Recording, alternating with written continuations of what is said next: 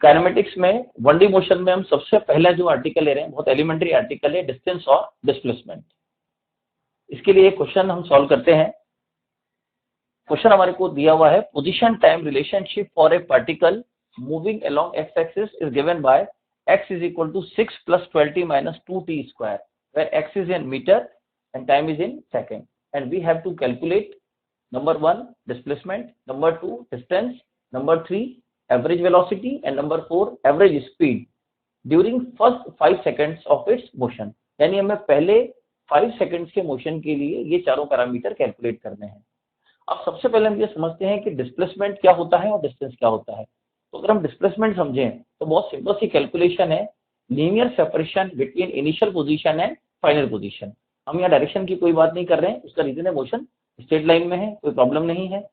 तो सबसे पहले हम कैलकुलेट करेंगे इनिशियल पोजीशन और फाइनल पोजीशन, और अगर हम फाइनल पोजीशन में से इनिशियल पोजीशन माइनस कर देंगे तो हमें डिस्प्लेसमेंट मिल जाएगा। बहुत इजीली हम कैलकुलेट कर पाएंगे।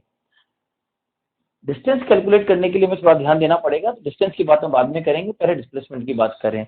तो अगर हम डिस्प्लेसमेंट के लिए देखें तो आप ये देख सकते हैं कि हमारा जो टाइम इंटरवल है वो t = 0 से t = 5 सेकंड तक के लिए है। तो अगर हम जो रिलेशन हमें दिया हुआ है डिस्प्लेसमेंट वर्सेस टाइम, उसमें अगर हम t की वैल्यू पुट करें तो जब आप t 0 पुट करेंगे तो यहाँ 0 और यहाँ 0, तो x इनिशियल आपको 6 मीटर मिलेगा। जब t = 5 पुट करेंगे तो 6 + 12 × 5 - 2 × 5 स्क्वायर। अगर आप इसको सॉल्व करते हैं तो आपको x फाइनल की वैल्यू 16 मीटर मिलेगी। कैलकुलेशन आसान है। और अगर हमें डिस्प्लेसमेंट कैलकुलेट करना है तो हमें फाइनल पोजीशन में से इनिशियल पोजीशन का सब्ट्रैक्शन करना होगा। तो अगर हम x फाइनल में से x इनिशियल माइनस करें तो हमको मिलता है 10 मीटर। ये हमको मिल गया है डिस्प्लेसमेंट। और आप जानते हैं ये डिस्प्लेसमेंट कवर हुआ है 5 सेकंड्स के इंटरवल में। तो अगर हम इस 10 मीटर में 5 सेकंड्स का डिवीजन कर दें तो हमें एवरेज वेलोसिटी मिलती है 2 मीटर पर सेकेंड। अब हम आते हैं डिस्टेंस पर। देखिए, हम इस बात को जानते हैं कि जब भी कोई पार्टिकल 1D मोशन करता है तो अगर हमें डिस्टेंस कैलकुलेट करनी है तो हमें ये कैलकुलेट करना पड़ेगा, या ये हमें ध्यान रखना पड़ेगा कि पार्टिकल का मोशन यूनिडायरेक्शनल है या पार्टिकल ने अपना डायरेक्शन ऑफ मोशन चेंज कर लिया है। क्योंकि अगर स्ट्रेट लाइन में कोई भी पार्टिकल लगातार यूनिडायरेक्शनल मोशन करता रहे और अपनी डायरेक्शन में चेंज नहीं करे तो जितना डिस्प्लेसमेंट का मैग्नीट्यूड होगा वही आंसर हमारा डिस्टेंस का आ जाएगा। लेकिन अगर कोई भी पार्टिकल स्ट्रेट लाइन में चल रहा है लेकिन अगर उसकी वेलोसिटी 0 हो जाती है और उसके बाद वो अपना डायरेक्शन ऑफ मोशन चेंज कर लेता है, यानी उसने जिस पोजीशन से अपना मोशन स्टार्ट किया था पहले वो उससे दूर की तरफ जा रहा है और बाद में वो अगर वेलोसिटी 0 होने की वजह से लौटकर उसी तरफ आने की कोशिश करता है या उसी तरफ आता है, तो ऐसी कंडीशन में डिस्टेंस तो कंटिन्यूअसली इंक्रीज होता रहेगा लेकिन डिस्प्लेसमेंट की वैल्यू में चेंज आ जाएगा। तो अब हम यहाँ पर डिस्टेंस कैलकुलेट करते हैं। डिस्टेंस कैलकुलेट करने के लिए एक बात हम जरूर ध्यान रखें कि किसी भी मूविंग पार्टिकल का डिस्टेंस ना तो कभी डिक्रीज होता है और ना ही कभी डिस्टेंस उसका नेगेटिव होता है। डिस्टेंस एक स्केलर क्वांटिटी है, तो स्केलर क्वांटिटी होने की वजह से हमारा डायरेक्शन का कोई कंसर्न नहीं है। डिस्टेंस मैंने आपको बोला है मूविंग पार्टिकल का कभी भी नेगेटिव नहीं होता है। जब नेगेटिव नहीं होगा तो हम जब यहाँ पर डेल्टा एक्स कैलकुलेट कर रहे हैं हम डिस्टेंस कैलकुलेट कर रहे हैं, लेकिन उससे पहले हम ये देखें कि क्या पार्टिकल ने अपना डायरेक्शन ऑफ मोशन चेंज किया है। तो अगर हम इस फंक्शन को यानी x को अगर टाइम के रेस्पेक्ट में डिफरेंशिएशन करें तो dx/dt means v is equal to इसका डिफरेंशिएशन 0 हो जाएगा प्लस 12 माइनस इसका डिफरेंशिएशन 40, तो 12 माइनस 40 इक्वल टू 0 और यहाँ से t की वैल्यू आती है 3 second. t equal to 3 second मिलने का मतलब ये हो गया है कि 3 सेकेंड पर पार्टिकल की मैं दोबारा रिपीट कर रहा हूँ इस बात को कि पार्टिकल की वेलोसिटी 0 हो गई है। अब हम ये कैसे कंफर्म करेंगे कि पार्टिकल ने अपना डायरेक्शन ऑफ मोशन चेंज किया है। तो बहुत सिंपल सा मेथड है कि अगर हम इस क्वांटिटी को यानी वेलोसिटी को एक बार और डिफरेंशिएट कर दें तो आप ये देख सकते हैं यहाँ पर एक्सेलरेशन की वैल्यू आ जाएगी -4 मीटर पर सेकेंड स्क्वायर। अगर एक्सेलरेशन -4 मीटर पर सेकेंड स्क्वायर है तो इस बात से कंफर्म हो जाता है कि पार्टिकल ने अपना डायरेक्शन ऑफ मोशन चेंज कर लिया है। जब पार्टिकल ने अपना डायरेक्शन ऑफ मोशन चेंज कर लिया है तो ये कंफर्म है कि उसके डिस्प्लेसमेंट का मैग्नीट्यूड डिस्टेंस के बराबर डेफिनेटली नहीं आएगा और डिस्टेंस की वैल्यू डिस्टेंस की जो वैल्यू होगी वो डिस्प्लेसमेंट के मैग्नीट्यूड से डेफिनेटली ज्यादा आने वाली है। अब हम यहाँ पर पहले डिस्टेंस कैलकुलेट करते हैं। मैंने आपको पहले भी बोला है कि डिस्टेंस एक स्केलर क्वांटिटी है और किसी भी मूविंग पार्टिकल का डिस्टेंस ना तो कभी डिक्रीज होता है और ना ही कभी नेगेटिव होता है। तो हम पहले डिस्टेंस को कैलकुलेट करने की तरफ चलते हैं। जब हम डिस्टेंस कैलकुलेट कर रहे हैं तो आप ध्यान रखिए कि हमने यहाँ पर इंटीग्रेशन वी डी टी को मॉड्यूलस में लिखा है और यहाँ भी इंटीग्रेशन वी डी टी को मॉड्यूलस में लिखा है। अब बात आती है कि हमने लिमिट कैसे लगाई है। तो देखिए पार्टिकल ने जब अपना मोशन स्टार्ट किया था t इक्वल टू 0 से, तब से लेकर वो 3 सेकंड तक एक ही डायरेक्शन में चलता रहा और उसके बाद 3 सेकंड पर उसने अपना डायरेक्शन ऑफ मोशन चेंज कर लिया है। और अब हमें जो कैलकुलेशन करनी है वो करनी है फर्स्ट 5 सेकंड के लिए। तो हम इंटीग्रेशन को दो पार्ट्स में सॉल्व करेंगे, पहले 0 टू 3 और बाद में 3 टू 5। तो यहाँ हमने लिमिट लगाई है 0 टू 3 और यहाँ लिमिट लगाई है 3 to 5। Integration V D T, V की वैल्यू यहाँ पर हमें पहले ही पता है 12 minus 4t dt, 12 minus 4t dt। और इंटीग्रेशन की लिमिट यहाँ 0 टू 3 है और यहाँ 3 टू 5 है। अब हम देख लेते हैं कि मैंने इंटीग्रेशन कैसे किया है। तो आप देख सकते हैं फंक्शन टाइम का है और इंटीग्रेशन टाइम के रेस्पेक्ट में करना है। तो 12 का इंटीग्रेशन टाइम के रेस्पेक्ट में 12 into T minus T square by 2, 4 by 2 आ जाएगा। तो 12t माइनस 2t स्क्वायर, दोबारा रिपीट नहीं कर रहा हूँ मैं, 12t माइनस 2t स्क्वायर यहाँ भी आ जाएगा। अब रही बात लिमिट्स की, तो यहाँ लिमिट है 0 से 3 और यहाँ लिमिट है 3 टू 5। वैल्यू अगर पुट करें तो 12 इंटू 3 36 माइनस 3 स्क्वायर 9, 9 टू 18 और मॉड्यूलस हमने लगाया हुआ है। मैंने मॉड्यूलस के बारे में आपको पहले ही बता दिया है, we are going to calculate distance. अब अगर यहाँ वैल्यू पुट करेंगे तो 12 into 5 60 minus 5 square 25 into 2 50 minus upper limit minus lower limit. तो 12 इंटू 3 36 और माइनस माइनस प्लस हो जाएगा, 3 स्क्वायर 9 और 9 टू 18। अगर हम इसको सॉल्व करें 36 माइनस 18 18 और इसको अगर हम सॉल्व करें तो हमें वैल्यू मिलेगी 86 माइनस का है और 78 प्लस का है। सॉल्व करने के बाद ये आएगा -8। अब अगर आप यहाँ ध्यान से देखें तो ये 18 प्लस का है और ये 8 माइनस का है। इसका मतलब ये हो गया है कि पार्टिकल ने जब पहले डिस्टेंस ट्रेवल की है और उसके बाद जब पार्टिकल लौट के आया है तो डेफिनेटली अगर हम उन दोनों पैरामीटर्स में डायरेक्शन पार्ट को एक्सक्लूड कर दें तो हमें डिस्टेंस मिल जाएगा। और डायरेक्शन पार्ट को एक्सक्लूड करने का मतलब ये है कि हमने यहाँ पर मॉडुलस यूज किया हुआ है। मॉडुलस का मतलब है हम केवल उसका मैग्नीट्यूड पार्ट कंसीडर कर रहे हैं, डायरेक्शन हमने हटा दी है। तो 18 का मॉडुलस 18 होगा और -8 का मॉडुलस 8 होगा। तो 18 plus 8 that equal to 26 metre. This 26 metre is the distance travelled by particle. अब अगर हमें यहीं से डिस्प्लेसमेंट भी कैलकुलेट करना है तो आपको कोई नई कैलकुलेशन करने की जरूरत नहीं है। ये मोड आप यहाँ से हटा दीजिए। अगर आप मोड हटा देंगे तो 18 और यहाँ पर -8, अगर हम इनको सॉल्व करेंगे तो 10 मीटर हमें डिस्प्लेसमेंट मिल जाएगा। तो ये ध्यान रखिए कि अगर मोड के साथ कैलकुलेशन करेंगे तो डिस्टेंस मिलेगा, मोड को हटा के कैलकुलेट करेंगे तो डिस्प्लेसमेंट मिलेगा। अब इस क्वेश्चन को सॉल्व करने का एक अच्छा एवरेज स्पीड में आपको कैलकुलेट कर चुके हैं आसानी से। डिस्टेंस आपको मिल गया है 26 मीटर। तो अगर हम 26 को 5 से डिवाइड कर दें that will B 5.2 metre per second. तो हमें यहाँ पर एवरेज स्पीड कैलकुलेट हो गई है। अब इस क्वेश्चन को सॉल्व करने का एक मेथड हमारे पास और है।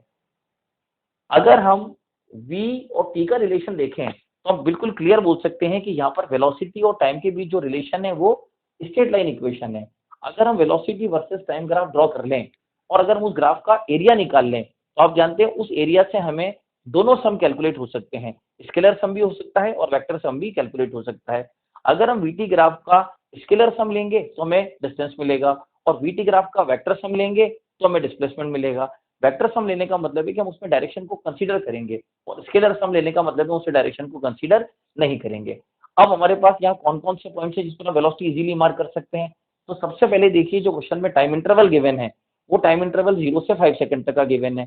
तो अगर हम t इक्वल टू 0 पुट करेंगे तो हमें वेलोसिटी मिलेगी 12 metre per second. t 0 put करें वेलोसिटी 12 आ जाएगी।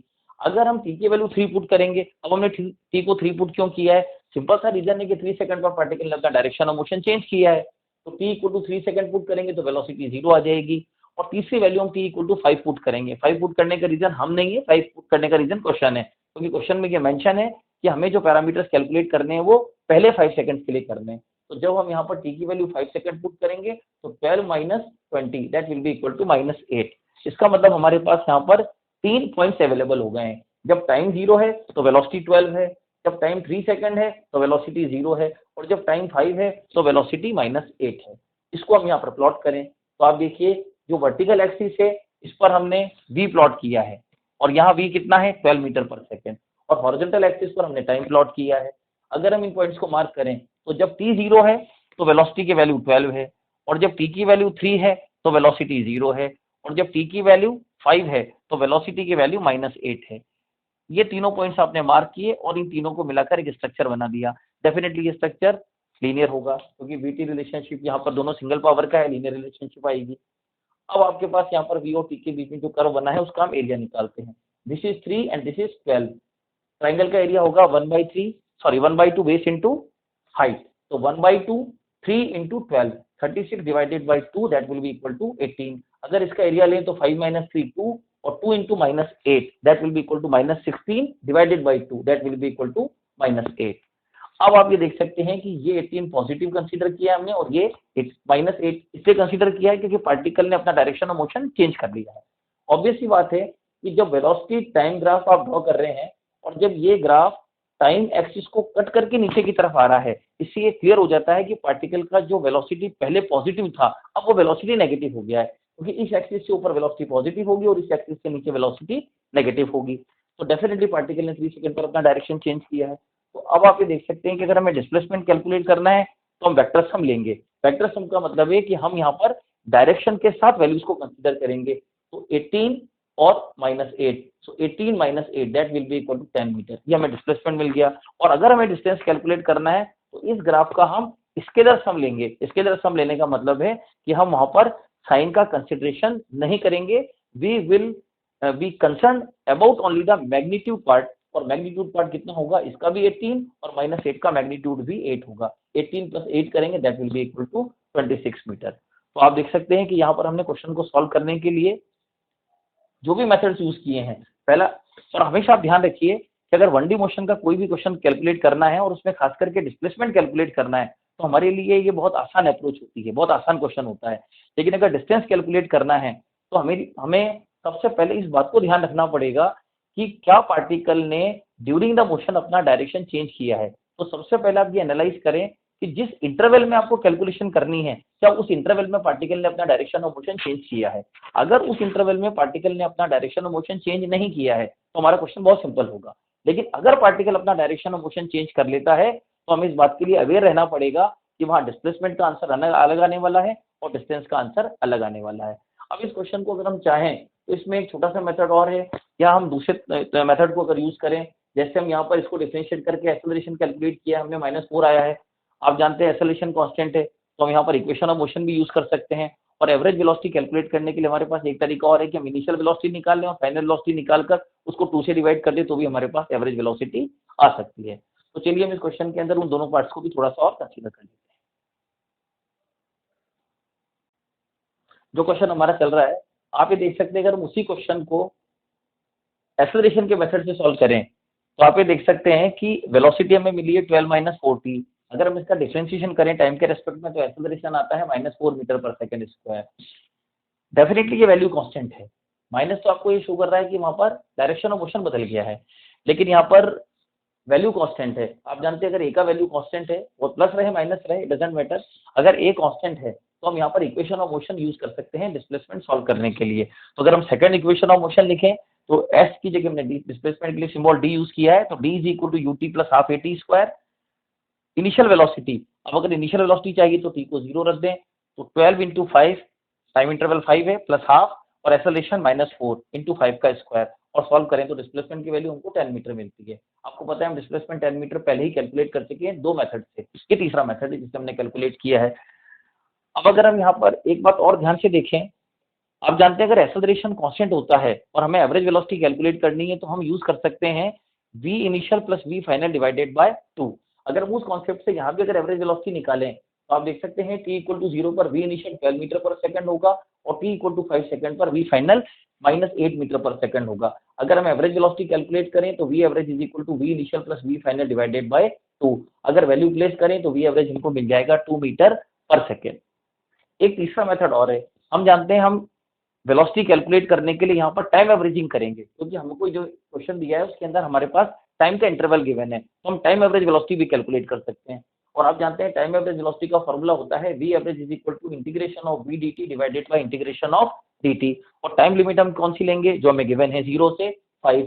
और अगर हम यहाँ से 0 से 5 के लिमिट के अंदर अगर इस इंटीग्रेशन को करें तो आपको पता है v की वैल्यू हमें पहले ही कैलकुलेटेड है, तो अगर v की वैल्यू को प्लेस करें और इंटीग्रेशन करें तो इंटीग्रेशन करने के बाद हमारे पास एवरेज वेलोसिटी की वैल्यू 2 मीटर पर सेकेंड आ जाती है।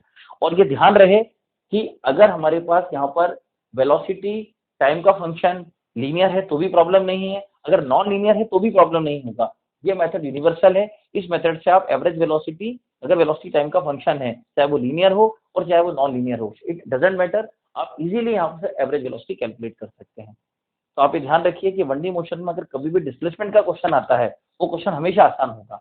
लेकिन इस बात का जरूर ध्यान रखें कि अगर एक्सेलरेशन कांस्टेंट है तो ही इक्वेशन ऑफ मोशन यूज होगा। अगर एक्सेलरेशन वेरिएबल है तो फिर हमको सॉल्व करने के लिए जो मैंने आपको इंटीग्रेशन वाला मेथड बताया था, या तो आप उस मेथड से सॉल्व करें, ग्राफ आप बना सकते हैं, लेकिन ग्राफ बनाना अपने आप में एक बहुत टिपिकल मेथड होता है।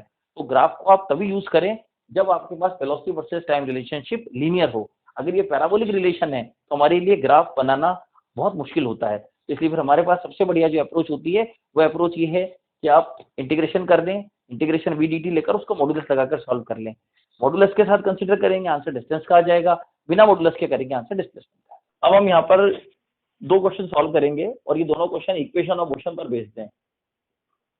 हम इस बात को जानते हैं कि अगर किसी भी पार्टिकल का एक्सेलरेशन कांस्टेंट है तो हम उस क्वेश्चन को सॉल्व करने के लिए इक्वेशन ऑफ मोशन यूज कर सकते हैं, और बाद में अगर हम चाहेंगे तो v और t के बीच में ग्राफ ड्रॉ करके भी हम उसे सॉल्व कर सकते हैं। लेकिन फिलहाल हम यहाँ पर इक्वेशन ऑफ मोशन पर बेस्ड क्वेश्चन सॉल्व कर रहे हैं। एक्सेलरेशन हमने कांस्टेंट लिया है। तो सबसे पहला क्वेश्चन समझ लीजिए, क्वेश्चन क्या है। इस क्वेश्चन में आपको दिया हुआ इंफॉर्मेशन में ए particle is moving along a straight line with constant acceleration. Constant acceleration से मोशन कर रहा है, मोशन उसका रेस्ट से स्टार्ट हुआ है, इसका मतलब इनिशियल वेलोसिटी उसकी 0 है। और आपको ये इंफॉर्मेशन है कि थर्ड सेकंड में पार्टिकल ने 15 मीटर डिस्टेंस कवर किया है। क्वेश्चन में आपको एक बार और रिपीट कर देता हूँ। क्वेश्चन के अंदर एक्सेलरेशन कांस्टेंट है, particle is moving along straight line, उसने अपना मोशन रेस्ट से स्टार्ट किया है और पार्टिकल थर्ड सेकंड में 15 मीटर डिस्टेंस कवर करता है। अब हमें कैलकुलेट करना है एस 9 सेकंड, यानी 9 सेकंड में पार्टिकल का डिस्प्लेसमेंट कितना होगा या वो कितनी डिस्टेंस कवर करेगा, ठीक है। और एस 9 सेकंड, 9 सेकंड के इंटरवल में, दोनों में डिफरेंस आप समझ सकते हैं। ये 9 सेकंड है, यानी पर्टिकुलर 9 सेकंड के लिए कैलकुलेशन होगी, और ये 9 सेकंड का मतलब है पूरे 9 सेकंड के इंटरवल के लिए, यानी 0 to 9 सेकंड। अब अगर हम यहाँ पर nth सेकंड में ट्रेवल डिस्टेंस का इक्वेशन यूज करें तो आप देख सकते हैं यहाँ पर मैंने n की जगह t सिंबल यूज किया है, तो s t s is equal to u plus a by two into 2t minus 1। हमारे पास इंफॉर्मेशन है कि थर्ड सेकंड में पार्टिकल ने कितना डिस्प्लेसमेंट कवर किया है, तो s third is equal to a by two 2 into 3 minus 1। Initial velocity 0 आपने ले ली है, वैल्यू को प्लेस किया तो थर्ड सेकंड का डिस्प्लेसमेंट कितना है 15 is equal to a by two into 5, और अगर हम यहाँ सॉल्व करें तो ए की वैल्यू आती है 6 मीटर पर सेकंड स्क्वायर। अब हमारे लिए कैलकुलेशन बहुत आसान है, s 9 will be equal to a by 2, so 6 by 2 2 into 9 minus 1 and that is equal to 51 metre. और 9 सेकंड के इंटरवल के लिए अगर हम कैलकुलेशन करें तो that will be equal to 1 by 2 6 into 1 by 2 80 square actually, तो 1 by 2 a की वैल्यू 6 और t का स्क्वायर करेंगे तो 9 का स्क्वायर 81। अगर हम सॉल्व करें 3 into 81 that equal to 243 metre. लेकिन इस क्वेश्चन को बताने का जो मेरा मेन टारगेट है वो ये है कि अगर पार्टिकल कांस्टेंट एक्सेलरेशन से मूव कर रहा है और पार्टिकल ने अगर रेस्ट से अपना मोशन स्टार्ट किया है तो हमें ये कैलकुलेशन करने की रिक्वायरमेंट नहीं होती है। क्यों नहीं होती है? क्योंकि particle first second, second second, third second, fourth second and so on, in seconds में जो डिस्टेंस ट्रेवल करता है उसका रेशियो होता है 1:3:5:7:9, यानी ऑड नंबर्स का रेशियो बढ़ता रहता है। और अगर पार्टिकल टी टाइम में कितना डिस्टेंस कवर करता है अगर हम ये कैलकुलेट करें तो s t will be proportional to t square. तो पार्टिकल 1 सेकंड में कितना डिस्टेंस कवर करेगा x, अगर 2 सेकंड का इंटरवल लेंगे तो 4x, अगर 3 सेकंड का लेंगे तो 9x। तो हमारा रेशियो आता है 1:4:9:16:25:36 एंड सो ऑन। अब इस क्वेश्चन को सॉल्व करने के लिए हमें इतना कुछ करने की जरूरत नहीं है, हम सिंपल ये देखें कि पार्टिकल पहले सेकंड में कितना डिस्प्लेसमेंट कवर करेगा। तो इसका रेशियो हम मान लेते हैं, मान लीजिए ये x है, ये 3x है, तो डेफिनेटली ये वैल्यू किसके इक्वल हो जाएगी 5x के, क्योंकि पहले सेकंड का जो डिस्प्लेसमेंट है वो x होगा, सेकंड सेकंड का डिस्प्लेसमेंट 3x होगा और थर्ड सेकंड का डिस्प्लेसमेंट 5x होगा। तो 5x is equal to 15 metre. तो यहाँ x की वैल्यू कितनी आ जाती है 15 डिवाइडेड बाई 5, 3 आ जाती है। इसका मतलब पार्टिकल पहले सेकंड में कितना चलेगा 3 मीटर, अगले में कितना चलेगा 3 into 3 9 मीटर, फिर कितना चलेगा 3 into 5 15 मीटर। तो अब अगर हमें कैलकुलेट करना है पार्टिकल 9 सेकंड में कितना चलेगा तो आप जानते हो 9 सेकंड में कितना रेशियो आएगा, 2t माइनस 1, तो 9 into 2 18 minus 1 that is equal to 17, तो कितना चलेगा 17x चलेगा। तो आप जानते हो जब पार्टिकल यहाँ पर 17x चलेगा तो x की वैल्यू हमारे पास कितनी आ चुकी है 3, तो 17 into 3 and that is equal to 51 metre, right. रही बात अगर हम 9 सेकंड के इंटरवल की कैलकुलेशन करें तो ये हमारे को पार्टिकल चलेगा 81 इंटू एक्स, क्योंकि मैंने आपको अभी बताया है s t proportional to t square. तो 9 सेकंड में पार्टिकल कितना डिस्प्लेसमेंट कवर करेगा, 9 सेकंड का इंटरवल होगा तो it will cover 9 square into x means 81 into x, और एक्स की वैल्यू 3 है तो that will be equal to 243 metre. Second question समझते हैं। इस क्वेश्चन में भी particle is moving along straight line with constant acceleration, initial velocity particle की यहाँ जीरो नहीं है, तो हमने मान लिया है कि पार्टिकल की इनिशियल वेलोसिटी u है। क्वेश्चन में आपके पास जो इन्फॉर्मेशन गिवन है, particle is travelling a distance of 12 metre and 24 metre in a successive time interval of 2 seconds each. हमारे पास 2 सेकंड्स के सक्सेसिव टाइम इंटरवल्स हैं जिसमें पार्टिकल पहले इंटरवल में 12 मीटर कवर कर रहा है और उसके नेक्स्ट इंटरवल में वो 24 मीटर कवर कर रहा है। और आपको क्वेश्चन में कैलकुलेट करना है t इक्वल टू 5 सेकंड पर वेलोसिटी कितनी होगी और नेक्स्ट 2 सेकंड में पार्टिकल कितना चलेगा, यानी पार्टिकल सी से आगे अगले 2 सेकंड में कितना चलेगा, ये हमें कैलकुलेट करना है। सबसे पहले हम ए से बी पार्ट के लिए इक्वेशन लिखते हैं। हमारे लिए यहाँ पर बहुत आसान इक्वेशन है लिखना। अगर हम यहाँ वेलोसिटी v एज्यूम कर रहे हैं और यहाँ वेलोसिटी v डैश एज्यूम कर रहे हैं तो हमने इक्वेशन यूज किया है s is equal to u plus v divided by 2 into t, initial velocity plus final velocity divided by 2 into t. ये इक्वेशन हमने इंटरवल ए से बी के लिए यूज किया है। तो आप देख सकते हैं ए से बी तक पार्टिकल का डिस्प्लेसमेंट कितना है 12 मीटर, तो this 12 is equal to u plus v divided by 2 into time interval and this time interval is 2 second. Equation आपको मिल गया है u plus v is equal to 12। अब सेम इक्वेशन को हमने फिर रिपीट किया है, इस बार इसको रिपीट किया है ए से सी के लिए। तो ए से सी के लिए डिस्प्लेसमेंट कितना हो गया है 24 एंड दैट इक्वल टू 36। तो 36 is equal to initial velocity u plus v dash divided by 2 into time interval 4 second. Solve किया तो u प्लस v डैश की वैल्यू आती है 18। अब हमने इक्वेशन 2 में से इक्वेशन 1 को माइनस कर दिया है। माइनस करने के पीछे हमारा लॉजिक ये है कि हमें पता है कि दोनों इक्वेशन में u कॉमन है तो u कैंसिल आउट हो जाएगा। तो जब u कैंसिल आउट हो गया है तो v dash minus v is equal to 18 minus 12 6 आ गया है। अब ये जो वेलोसिटी का चेंज आया है v से v डैश का जो चेंज आया है, इस चेंज को आने में 2 सेकंड का इंटरवल लगा है। तो अगर हम इस वेलोसिटी के चेंज को 2 से डिवाइड कर दें तो हमें यहाँ पर वैल्यू मिल जाएगी 6/2 is equal to 3 metre per second square. हमने यहाँ पर वेलोसिटी के चेंज को टाइम इंटरवल से डिवाइड किया है तो ये हमारा एक्सेलरेशन एवरेज एक्सेलरेशन हमें मिला है। लेकिन ध्यान देने वाली बात ये है कि जो यहाँ पर एवरेज एक्सेलरेशन होगा वही इंस्टेंटेनियस एक्सेलरेशन भी होगा, क्योंकि एक्सेलरेशन कांस्टेंट है तो एक्सेलरेशन टाइम के साथ चेंज होगा नहीं। तो एक्सेलरेशन की जो इंस्टेंटेनियस वैल्यू आएगी वही उसकी एवरेज वैल्यू बनी रहेगी। तो एक्सेलरेशन की वैल्यू हमको मिल जाती है 3 मीटर पर सेकंड स्क्वायर। तो this 3 metre per second square is equal to A. आप इसको ए बोलें या ए एवरेज बोले कोई प्रॉब्लम नहीं है, दोनों एक्सेलरेशन सही है। अब हम इनिशियल वेलोसिटी कैलकुलेट करना चाहते हैं। तो इनिशियल वेलोसिटी कैलकुलेट करने के लिए हम ए से बी के बीच में सेकंड इक्वेशन ऑफ मोशन लिखते हैं। सेकंड इक्वेशन ऑफ मोशन होता है हमारा s equal to ut plus half at square. s की जगह हमने 12 ले लिया है, u time interval 2 plus half a is 3 into t square. Solve करने पर आपको इनिशियल वेलोसिटी मिलती है 3 मीटर पर सेकंड। तो this 3 metre per second is equal to u, that is initial velocity. यहाँ से हमने u कैलकुलेट कर लिया है। अब आपको वेलोसिटी कैलकुलेट करनी है t इक्वल टू 5 सेकंड पर। First equation of motion use कर लें तो v is equal to u plus at। Solve किया 18 मीटर पर सेकंड आ गया, सिंपल कैलकुलेशन है। अब हमें ये कैलकुलेट करना है पार्टिकल नेक्स्ट 2 सेकंड में कितना चलेगा। तो हम ये कैलकुलेट कर लेते हैं कि पार्टिकल 6 सेकंड में कितना चलेगा और 6 सेकंड के डिस्प्लेसमेंट में से 4 सेकंड का डिस्प्लेसमेंट माइनस कर देंगे। तो 6 सेकंड का डिस्प्लेसमेंट कैलकुलेट किया सेकंड इक्वेशन ऑफ मोशन से, u3 है, time interval 6 half a t square and that is equal to 72 metre. तो पार्टिकल ने 6 सेकंड के इंटरवल में 72 मीटर कवर किया है। अब अगर हम उस 72 मीटर में से पहले 4 सेकंड का डिस्प्लेसमेंट माइनस कर दें, यानी 72 में से 12 प्लस 24 36 माइनस कर दें, तो हमारा आंसर आ जाता है 36 मीटर, यानी पार्टिकल नेक्स्ट 2 सेकंड में 36 मीटर डिस्प्लेसमेंट और कवर। यहाँ हम जो क्वेश्चन सॉल्व कर रहे हैं, इस क्वेश्चन को सॉल्व करने के लिए हम अगर चाहें तो इक्वेशन ऑफ मोशन भी यूज कर सकते हैं, क्योंकि इस क्वेश्चन के अंदर आपको जो चीज मेंशन की गई है, पार्टिकल अपना मोशन रेस्ट से स्टार्ट करता है, t1 टाइम के लिए यूनिफॉर्मली एक्सेलरेटेड होता है और एक्सेलरेशन आपको दिया हुआ है अल्फा, और उसके बाद नेक्स्ट t2 टाइम तक वो ट्रेवल करता है यूनिफॉर्म रिटार्डेशन से, और रिटार्डेशन दिया हुआ है बीटा। तो आप देख सकते हैं एसेलरेशन और रिटार्डेशन दोनों यूनिफॉर्म है, या बोल सकते हैं दोनों कांस्टेंट है। एसेलरेशन भी कांस्टेंट है और रिटार्डेशन भी कांस्टेंट है। तो आप चाहें तो इन क्वेश्चंस को इक्वेशन और मोशन से भी सॉल्व कर सकते हैं, लेकिन इस क्वेश्चन को सॉल्व करने के लिए हम यहाँ पर वीटी ग्राफ ड्रॉ कर रहे हैं। आप जानते हैं वीटी ग्राफ हमारे लिए यूजफुल है। अगर हम वीटी ग्राफ का स्लोप लेंगे तो हमें एसेलरेशन मिलेगा, और डिपेंड करता है कि अगर हमारा स्लोप एक्यूट एंगल है या ऑब्टूस एंगल है तो उसके अकॉर्डिंग हमें एसेलरेशन और रिटार्डेशन दोनों मिल जाएंगे। और अगर हम वीटी ग्राफ का एरिया लें तो आप जानते हैं एरिया से हमें डिस्प्लेसमेंट और डिस्टेंस दोनों मिल सकते हैं। ये इस बात पर डिपेंड करेगा कि हमने स्केलर सम किया है या वेक्टर सम किया है।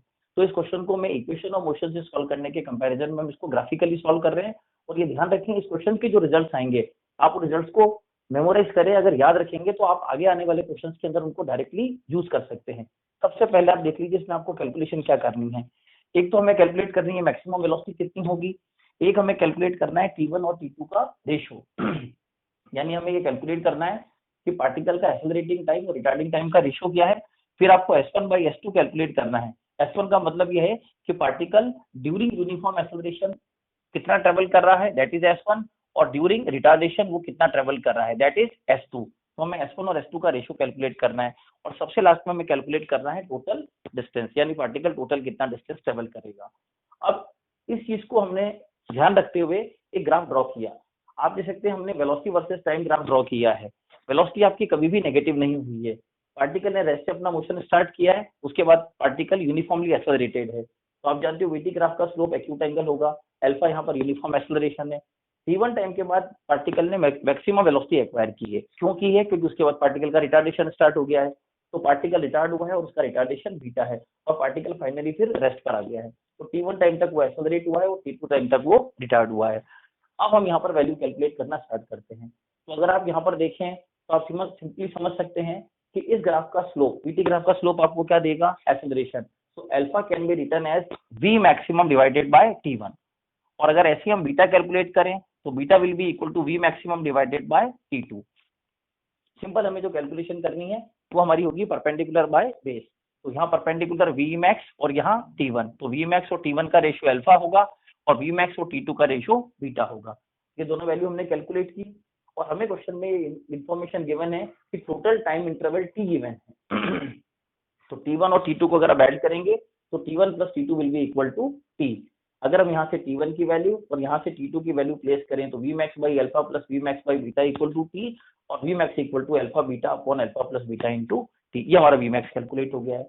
अब आगे कैलकुलेशन बहुत आसान है। अगर हमें रेशियो कैलकुलेट करना है T1 बाई T2, तो आप देख सकते हो T1 by T2 will be equal to v max by alpha, और यहाँ से v मैक्स बाई बीटा, तो v max by alpha into v max by beta, v max cancel, beta by alpha. तो T1 और T2 का ratio beta by alpha आया है। अगर हमें यहाँ पर पार्टिकल ने कितना डिस्टेंस कवर किया है ये कैलकुलेट करें, और ये ध्यान रखिए यहाँ पर अगर हम डिस्प्लेसमेंट का मैग्नीट्यूड बोलेंगे तो भी कोई प्रॉब्लम नहीं है, क्योंकि पार्टिकल ने अपना डायरेक्शन मोशन चेंज नहीं किया है। तो S1 अगर S1 बाई S2 कैलकुलेट करें तो आप देख सकते हैं कि हमें वीटी ग्राफ का एरिया लेना है। तो अगर इस पोर्शन का एरिया लेंगे तो 1/2 बेस इंटू हाइट, तो 1/2 T1 इंटू वी मैक्सिमम, और यहाँ 1/2 T2 वी मैक्सिमम, 1/2 और वी मैक्सिमम कैलकुलेट T1/T2, और ये वैल्यू वापस कितनी आ जाती है, बीटा बाय अल्फा। और अगर हमें टोटल डिस्टेंस कैलकुलेट करने की पार्टिकल ने टोटल कितना डिस्टेंस कवर किया है तो हम वीटी ग्राफ का टोटल एरिया ले लें। तो टोटल एरिया होगा हमारा 1/2 बेस इंटू हाइट, और ये यहाँ से यहाँ तक का बेस कितना होगा टोटल T, तो 1/2 base is T and height is we maximum, तो 1/2 T into we maximum. We maximum की वैल्यू ऑलरेडी कैलकुलेटेड है, यहाँ प्लेस किया और सॉल्व करने के बाद आता है half alpha beta upon alpha plus beta into t square. तो अगर इन रिजल्ट्स को आप ध्यान रखेंगे, हम आगे जो क्वेश्चन सॉल्व करेंगे आप देखेंगे हम रिजल्ट्स को डायरेक्ट यूज करेंगे, खास करके T1/T2 equal to beta by alpha और S1/S2 इज इक्वल टू भी बीटा बाई अल्फा। अगर आप इन रिलेशंस को याद करेंगे तो आपको आगे क्वेश्चन जो एग्जाम में आए हुए हैं पहले भी नीट में, तो उनको सॉल्व करने में काफी हेल्प मिलेगी। अब हम यहाँ पर दो क्वेश्चन और लेते हैं, और पहले क्वेश्चन में लैंग्वेज आप समझ लें। क्वेश्चन में इंफॉर्मेशन क्या गिवन है, ए particle start from rest, uniformly accelerates and then move with uniform velocity and then move with uniform retardation and finally comes to rest. Particle is moving along a straight line. जितने time तक particle का acceleration हुआ है फिर वो uniform velocity से चला है और वो फिर यूनिफॉर्मली रिटार्ड हुआ है, उसका रेशियो आपको गिवन है 1:4:2, और मैक्सिमम वेलोसिटी इस टाइम इंटरवल में आपको दी हुई है 70 किलोमीटर पर आवर और आपको एवरेज वेलोसिटी कैलकुलेट करने के लिए कहा गया है। अब अगर हम चाहें तो इस क्वेश्चन को सॉल्व करने के लिए इक्वेशन ऑफ मोशन भी यूज कर सकते हैं, लेकिन उससे ज्यादा बेटर अप्रोच है यहाँ पर कि हम वीटी ग्राफ ड्रॉ करें। आप देख सकते हैं अगर हम यहाँ वीटी ग्राफ ड्रॉ करेंगे तो पहले पार्टिकल यूनिफॉर्मली एक्सेलरेटेड है तो वीटी ग्राफ का स्लोप एक्यूट एंगल होगा। फिर पार्टिकल यूनिफॉर्म वेलोसिटी से चल रहा है तो ये स्लोप 0 होगा और ये टाइम एक्सिस के पैरेलल ग्राफ बनेगा। और उसके बाद यूनिफॉर्म रिटार्डेशन है तो ग्राफ एक्स एक्सिस के साथ जो अपना ग्राफ का स्लोप है वो टाइम एक्सिस के साथ ऑब्ट्यूस एंगल बनाएगा। अब आप ये देख सकते हैं कि अगर हमें यहाँ पर मैक्सिमम वेलोसिटी दी हुई है और एवरेज वेलोसिटी कैलकुलेट करनी है तो एवरेज वेलोसिटी के लिए हम सिंपल लिख सकते हैं displacement divided by time interval. अगर हमें डिस्प्लेसमेंट कैलकुलेट करना है तो आप जानते हैं कि वीटी ग्राफ का जो एरिया होता है वो डिस्प्लेसमेंट देता है, तो हम यहाँ पर बहुत सिंपल वीटी ग्राफ का एरिया कैलकुलेट कर सकते हैं। अगर यहाँ एरिया कैलकुलेट करें तो आप ये देख सकते हैं ये ट्राइंगल है, यहाँ रेक्टेंगल है और ये भी ट्राइंगल है। ट्राइंगल के लिए एरिया का जो फॉर्मूला होता है वो होता है 1/2 बेस इंटू हाइट। तो 1/2 बेस इंटू हाइट ये हम यहाँ लिखते हैं। तो 1/2 बेस, तो ये ध्यान रखिए हम डिस्प्लेसमेंट कैलकुलेट कर रहे हैं। मैं यहाँ पर डिस्प्लेसमेंट को S1, S2 और S3 से मेंशन कर देता हूँ, S1, S2 और S3। तो हमारे पास जो एवरेज वेलोसिटी आएगी वो एवरेज वेलोसिटी टोटल जो हमारा डिस्प्लेसमेंट है that divided by time interval. तो S1 plus S2 plus S3 divided by time interval हो जाएगा आपका 70। S1 अगर लें तो इस ट्राइंगल का एरिया आ जाएगा 1/2 बेस इंटू हाइट, तो 1/2 T इंटू वी मैक्सिमम, और वी मैक्सिमम कितना है 70।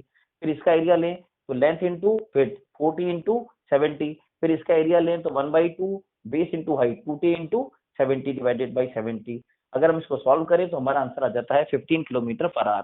तो बहुत अच्छा मेथड है सॉल्व करने के लिए। तो आप ये ध्यान रखिए कि अगर आपको एग्जाम में किसी भी क्वेश्चन के अंदर examiner uniform acceleration, uniform retardation, uniform velocity या केवल यूनिफॉर्म एक्सेलरेशन, यूनिफॉर्म रिटार्डेशन या केवल यूनिफॉर्म एक्सेलरेशन और यूनिफॉर्म वेलोसिटी, अगर इस तरह के वर्ड्स यूज करते हैं तो हम उन क्वेश्चंस को हालांकि इक्वेशन ऑफ मोशन से सॉल्व कर सकते हैं, लेकिन ज्यादा बेटर है कि हम उन क्वेश्चंस को सॉल्व करने के लिए वीटी ग्राफ बनाएं और उसके बाद उसको सॉल्व करें, तो हमारा आंसर बहुत जल्दी आ जाएगा, कैलकुलेशन आपको बहुत कम करनी पड़ेगी।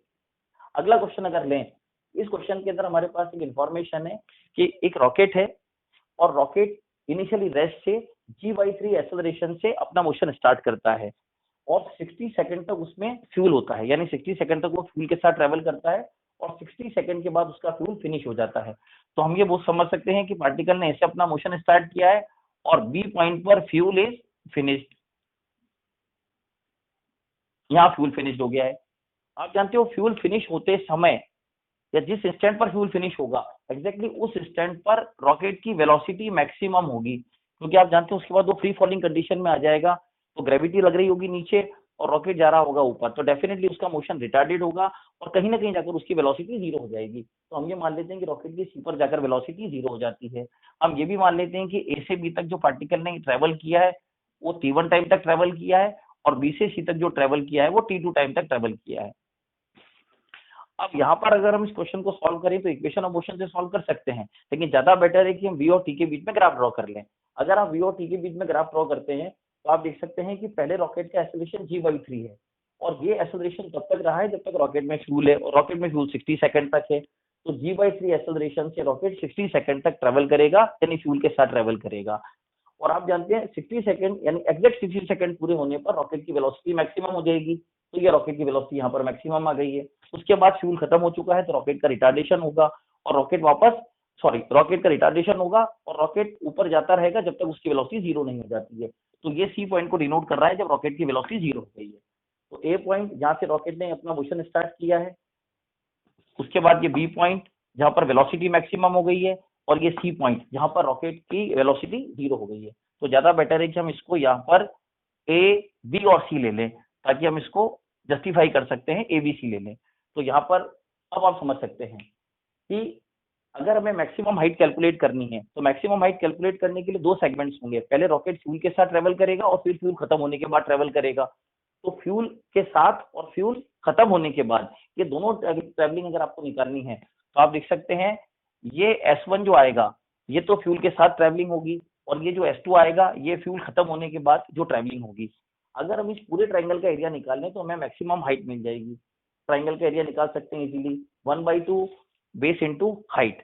अब आप एक बात का ध्यान रखें, हमने इससे पहले जो क्वेश्चन सॉल्व किया था आपको पता है वहां पर T1 और T2 का रेशियो बीटा बाई अल्फा आया, यानी हम ये देख सकते हैं कि इन दोनों का जो प्रोडक्ट होगा alpha T1 is equal to beta T2 होगा, तो G/3 का जो प्रोडक्ट G/3 इंटू 60 का जो प्रोडक्ट होगा वो प्रोडक्ट इससे बैलेंस होना चाहिए। अब अगर हम इसको प्रोडक्ट करें तो ये आएगा आपका G/3 इंटू 60। तो हम ये देख सकते हैं कि यहाँ पर अगर एक्सेलरेशन G/3 है, उधर रिटार्डेशन अगर G है, तो यहाँ टाइम इंटरवल अगर 60 सेकंड है तो यहाँ टाइम इंटरवल 20 सेकंड होगा। और ये कंफर्म है कि इन दोनों ट्राइंगल्स का हाइट सेम है, बेस अलग अलग है, तो इसके कंपैरिजन में इसका एरिया जस्ट 1/3 होगा। अगर आप इस ट्राइंगल का एरिया लेंगे तो 1/2 बेस इंटू हाइट, तो 60 इंटू 200 और इसका एरिया आएगा ओवरऑल 6000 और इसके कंपैरिजन में इसका एरिया 1/3 होगा, जो एरिया होगा 2000।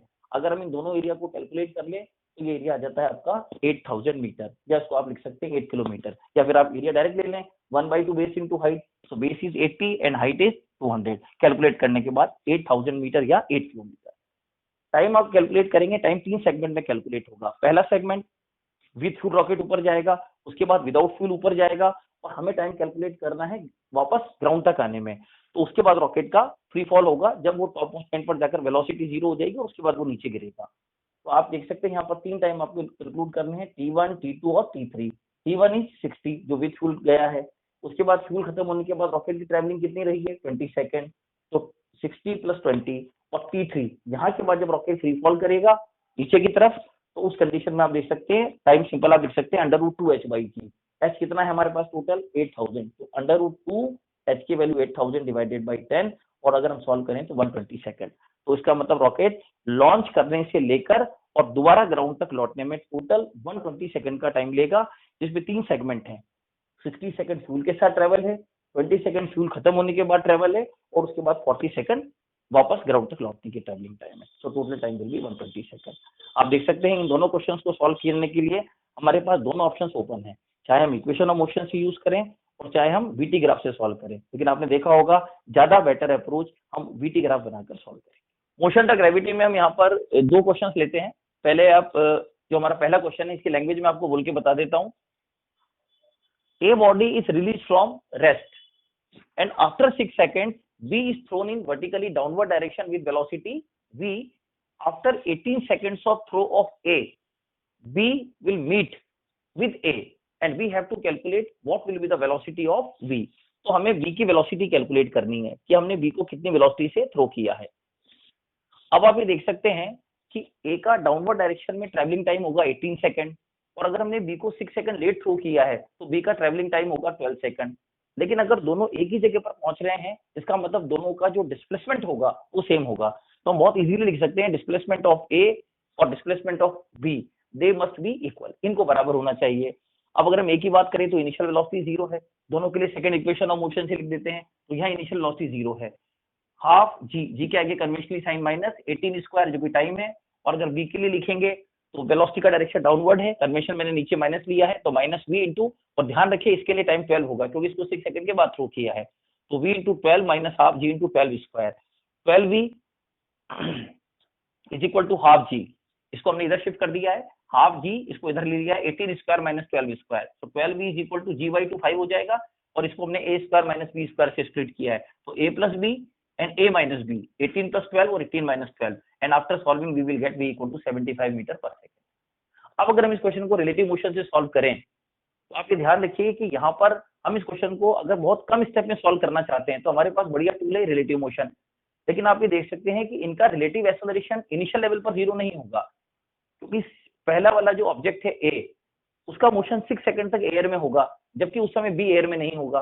लेकिन अगर हम 6 सेकंड के बाद की कैलकुलेशन करेंगे तो 6 सेकंड के बाद दोनों एयर में होंगे, और ऐसा होने से रिलेटिवली उनका वर्टिकल एक्सेलरेशन 0 हो जाएगा। तो वहां हमारे को क्वेश्चन सॉल्व करना बहुत आसान रहेगा, और हम सिंपल इक्वेशन लिख सकते हैं वहां पर, relative separation is equal to relative velocity into time. तो अगर हम 6 सेकंड के बाद इक्वेशन लिखें तो ये ध्यान रखना कि इक्वेशन में 6 सेकंड के बाद लिखा है, तो अब जो हम टाइम कंसीडर करेंगे दैट विल बी 12 सेकंड्स, और YAB is equal to UAB into T। अगर कोई बॉडी फ्री फॉल कर रही है तो आप जानते हैं वो 6 सेकंड में कितना डिस्प्लेसमेंट कवर करेगी, 180 मीटर। पहले सेकंड में 5, अगले सेकंड में 15, उसके बाद 25, फिर 35, फिर 45, फिर 55। अगर आप 6 सेकंड की कैलकुलेशन करेंगे 180 मीटर आएगा, तो 180 is equal to UA minus UB, और 6 सेकंड के बाद A की वेलोसिटी कितनी होगी, 60 मीटर पर सेकंड होगी, और डाउनवर्ड डायरेक्शन में होगी, तो -60 माइनस, और B को भी आपने थ्रो किया है -B, और आप ध्यान रखें टाइम यहाँ पर 12 लेना है, वो मैं आपको इसलिए बोल रहा हूँ क्योंकि आपको पता है कि हमने ये इक्वेशन कितनी देर के बाद लगाया है, 6 सेकंड के बाद, क्योंकि इस इक्वेशन में आपको ध्यान होगा हमने यहाँ पर half AAB into t square वाली टर्म यूज नहीं की है। उसका रीजन है कि AAB की वैल्यू 0 है। 0 क्यों है? क्योंकि अब दोनों बॉडीज एयर में, तो रिलेटिव एक्सेलरेशन उनका 0 है। इसको अगर हम सॉल्व कर लें then v will be equal to 75 metre per second. तो इस तरह से क्वेश्चन को सॉल्व करने के लिए ज्यादा बढ़िया अप्रोच है कि आप क्वेश्चन को रिलेटिव मोशन से सॉल्व करें। इस क्वेश्चन के अंदर आपको इंफॉर्मेशन ये दी हुई है कि A और B ये हमारे पास दो ऑब्जेक्ट्स हैं। टावर की हाइट आपको h दी हुई है। ए बॉडी को आपने जिस स्पीड से वर्टिकली अपवर्ड थ्रो किया है उसी स्पीड से आपने बी को वर्टिकली डाउनवर्ड थ्रो किया है। दोनों की स्पीड सेम है, ध्यान रखिए, डायरेक्शन ऑफ वेलोसिटी अलग अलग है लेकिन स्पीड दोनों की सेम है।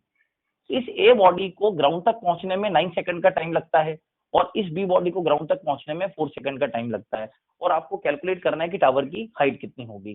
तो सबसे पहले आप ये देखें, क्वेश्चन बहुत सिंपल है। सबसे पहले आप ये देखें कि आपको पता है कि यहां से और यहां तक ये बी बॉडी का ट्रेवलिंग टाइम कितना है, 4 सेकंड से। अब अगर हम ए बॉडी को यहां से थ्रो करेंगे तो आप जानते हैं ए बॉडी यहां से यहां तक पहुंचने में और वापस यहां से यहां तक आने में जो भी टाइम लेगी डेफिनेटली वो 5 सेकंड होगा। 5 सेकंड क्यों होगा? क्योंकि जब ये बॉडी लौट के वापस यहीं आ जाएगी तो इसका स्टेटस एग्जैक्टली वैसा ही होगा जैसा बी का है, और बी को यहां से यहां तक आने में टाइम कितना लग रहा है, 4 सेकंड। तो डेफिनेटली ए को भी यहां से यहां तक आने में टाइम कितना लगेगा, 4 सेकंड। इसका मतलब ये हो गया कि बी ने 5 सेकंड तक जो ट्रैवलिंग की है उसमें 2.5 सेकंड तो जाने के लिए हैं और 2.5 सेकंड आने के लिए हैं। अब अगर इसने 2.5 सेकंड जाने के लिए हैं, इसका सीधा मतलब है कि बॉडी यहां से जब यहां पहुंचेगी तो आप देख सकते हो उसकी वेलोसिटी हो जाएगी 0, और उसके बाद वो यहां से और यहां तक 2.5 सेकंड की ट्रैवलिंग करेगी, और इस 2.5 सेकंड के बाद यहाँ उसकी वेलोसिटी होगी 25 मीटर पर सेकंड, जो कि वर्टिकली डाउनवर्ड होगी। अब हम इजीली समझ सकते हैं कि अगर ये 25 है तो हमारे लिए सेकंड इक्वेशन ऑफ मोशन से सॉल्व करना बहुत आसान हो गया है। हम लिख सकते हैं सीधा y की जगह -h, कन्वेंशन मैंने डाउनवर्ड नेगेटिव लिया है, -h, और vertical velocity -25 into time is 4 plus half, a की वैल्यू -g और 4 का स्क्वायर, और सॉल्व करें तो h की वैल्यू 180 मीटर आए। अब हम एक क्वेश्चन और लेते हैं, पहले आप क्वेश्चन समझ लीजिए। A particle is moving along x-axis and its position time relationship is given by t is equal to alpha x square plus beta x, where alpha and beta are constants। मैं आपको ये बोल रहा हूँ, आप चाहे तो मैं लिख देता हूँ यहाँ पर, alpha and beta are constants। Calculate acceleration of particle in terms of v। हमें वेलोसिटी की टर्म में पार्टिकल का एक्सेलरेशन कैलकुलेट करना है।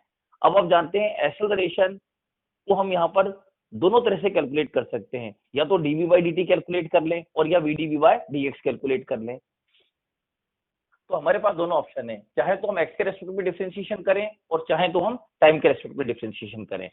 मैंने इस क्वेश्चन को दोनों ही मेथड से सॉल्व किया है। पहले आप देख लीजिए, हमने फंक्शन को डिफरेंशिएट किया है x के रेस्पेक्ट में, तो आप देख सकते हैं टाइम का x के रेस्पेक्ट में डिफरेंशिएशन होगा dt by dx, और x स्क्वायर का डिफरेंशिएशन हो जाएगा 2x, तो that will be equal to 2 alpha x, और x का x के रेस्पेक्ट में 1, तो 2 alpha x plus beta 1 upon v, actually dx by dt is v, तो dt by dx is 1 by v is equal to 2 alpha x plus beta. अगर आप ऐसे समझ लीजिए, v को आप इधर ले आए और 2 अल्फा x प्लस बीटा को उधर ले जाएं और वापस आप उसको न्यूमरेटर में शिफ्ट करेंगे तो पावर -1 आ जाएगा, तो v is equal to 2 alpha x plus beta two power -1। अब हम जानते हैं हमें dv by dx और कैलकुलेट करना पड़ेगा, तब हम दोनों का प्रोडक्ट करेंगे v का और dv by dx का। तो इस फंक्शन को हम एक बार और डिफरेंशिएट करते हैं x के रेस्पेक्ट में। अगर हम x के रेस्पेक्ट में डिफरेंशिएट करें तो आप जानते हैं -1 जो पावर आगे आ जाएगी, और 2 alpha x plus beta power -1 तो -2 हो जाएगा, तो -1 2 अल्फा x प्लस बीटा -2। अब जो ब्रैकेट में आपके पास फंक्शन है इसका डिफरेंशिएशन होगा, तो x का तो 1 हो जाएगा, 2 अल्फा प्लस बीटा का 0, dv by dx is equal to, अब आप देख सकते हैं -2 alpha, since v is equal to 2 alpha x plus beta पर पावर -1, तो आप जानते हैं अगर हम दोनों तरफ स्क्वायर करें तो v स्क्वायर की वैल्यू आ जाएगी 2 alpha x plus beta power -2, तो हम इसको यहाँ पर v स्क्वायर से रिप्लेस कर रहे हैं, तो dv by dx की वैल्यू आ गई -2 अल्फा v स्क्वायर, और अगर आपको a कैलकुलेट करना है तो v dv by dx, value place की, आंसर इज -2 अल्फा v। अब इसी क्वेश्चन को वापस हम सॉल्व कर रहे हैं और इस बार हम इसको डिफरेंशिएट कर रहे हैं टाइम के रेस्पेक्ट में। तो आप देख सकते हैं टाइम के रेस्पेक्ट में t का डिफरेंशिएशन 1 हो जाएगा, t के रेस्पेक्ट में 1, अल्फा, पहले एक्स स्क्वायर का differentiation 2x and then dx by dt। आपको पता है हमें dx बाई dt इसलिए लिखना पड़ा है, अगर हम एक्स स्क्वायर का x के रेस्पेक्ट में डिफरेंशिएशन करेंगे तो 2x मिलेगा, लेकिन अगर एक्स स्क्वायर का t के रेस्पेक्ट में करना है तो पहले एक्स स्क्वायर का 2x and then dx by dt। तो alpha 2x dx by dt plus beta and dx by dt 1 equal to dx by dt को यहाँ पर आपने v से रिप्लेस किया और बाद में यहाँ v कॉमन ले लिया, तो v हमें मिला है 2 अल्फा एक्स प्लस बीटा पर पावर -1। हमारी वही स्टेप आ गई है 2 अल्फा एक्स प्लस बीटा पर पावर -1। अब हम इसको दोबारा डिफरेंशिएट करते हैं फिर टाइम के रेस्पेक्ट में, तो dv बाई dt is equal to power आगे आ जाएगी 2 अल्फा एक्स प्लस बीटा पर पावर -2, -1 होकर -2 हो जाएगा। और 2 अल्फा, अब हमें ब्रैकेट में जो फंक्शन है उसको डिफरेंशिएट करना है, तो 2 अल्फा और x का डिफरेंशियल t के रेस्पेक्ट में, that will be dx by dt। तो -1 ये पहले की तरह वापस हमने जैसे लिखा था v स्क्वायर और 2 alpha dx by dt v होगा and final answer is -2 alpha v cube. तो हमारे पास यहाँ दोनों ऑप्शन हैं, आप चाहें तो t के रेस्पेक्ट में डिफरेंशिएशन कर लें और आप चाहें तो x के रेस्पेक्ट में डिफरेंशिएशन।